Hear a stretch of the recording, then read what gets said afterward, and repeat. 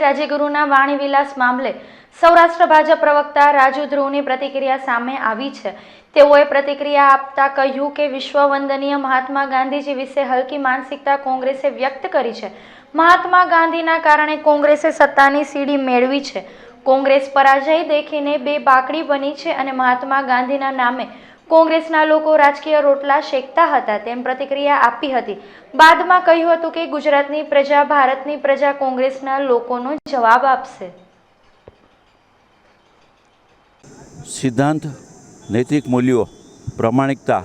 પારદર્શિતા અને વચન વાણી જેવું જ જેમનું આચરણ રહ્યું છે, જેમણે સત્યના પ્રયોગોની બુક લખી, પોતાની આત્મકથામાં પોતાના વિશે પણ સાચી વાત, કડવી લાગે એવી વાત પણ જેને પોતાના વિશે લખી શકે એવા સમગ્ર વિશ્વના વંદનીય મહાપુરુષ, ભારતની આઝાદીના શિલ્પી, ભારતને આઝાદી અપાવનાર મહાપુરુષ, સમગ્ર વિશ્વના એમ કહી શકીએ કે પ્રેરણા સ્ત્રોત એવા મહાત્મા ગાંધી, જેમનું જીવન એક એક પળ ભારત દેશને સમર્પિત હતી, ભારત માતાને સમર્પિત હતી, દેશની આઝાદીને સમર્પિત હતી, ભારતની સ્વતંત્રતાને જેણે સમર્પિત ભાવે પોતાના પ્રાણની આહુતિ આપી, આવા મહાત્મા ગાંધી વિશે કોંગ્રેસના લોકો આ પ્રકારની અભદ્ર અને હલકી વાત કરે એ જોઈને માથું ઝૂકી જાય છે। એટલા માટે કે રામાયણનો તમે વિરોધ કરતા હતા, રામના અસ્તિત્વનો ઇનકાર કરતા હતા, સુપ્રીમ કોર્ટમાં જઈને રામના અસ્તિત્વની ઇનકાર કરવાની તમે એફિડેવિટો કરતા હતા, રામના મંદિરે રામ મંદિર બનાવવામાં આવે, રામ મંદિરનું જ્યારે પ્રાણ પ્રતિષ્ઠા થવાની હોય ત્યારે તમે અયોધ્યા ન જાઓ એ પણ ઓકે, પરંતુ ભગવાન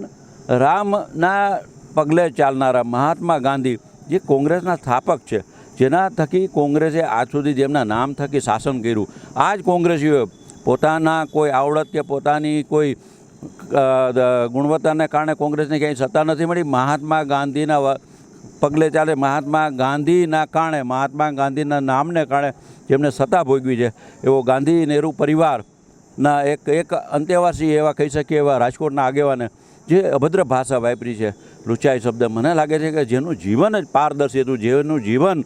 એ એટલું પ્રમાણિક સિદ્ધાંતનિષ્ઠ હતું કે જેમાંથી પ્રેરણા વિશ્વના મહાપુરુષોએ, રાજપુરુષોએ લીધી છે। મહાત્મા ગાંધીને કદાચ ભવિષ્યની ખબર છે, એમણે 1947માં વાત કરેલી કે હવે સત્તા આવી ગઈ છે, ભારત આઝાદ થઈ ગયો છે, કોંગ્રેસનું કામ પૂરું થયું છે, કોંગ્રેસનું હવે વિસર્જન કરવું જોઈએ। એ મહાપુરુષને અગાઉથી સૂચી ગયું હતું અને વડાપ્રધાન નરેન્દ્રભાઈ મોદી પણ ઘણીવાર એટલા માટે જ વાત કરતા હોય છે કે કોંગ્રેસ ગાંધીના નામે સત્તા તો મેળવતી આવી હતી પણ ગાંધીના પગલે કદાપી પણ ચાલી નહીં, અને કોંગ્રેસના મનમાં, એના પેટમાં જે ગાંધીજી પ્રત્યેનો વિરોધ હતો, રોષ હતો, જે હલકી માનસિકતા હતી એ પ્રગટ થઈ।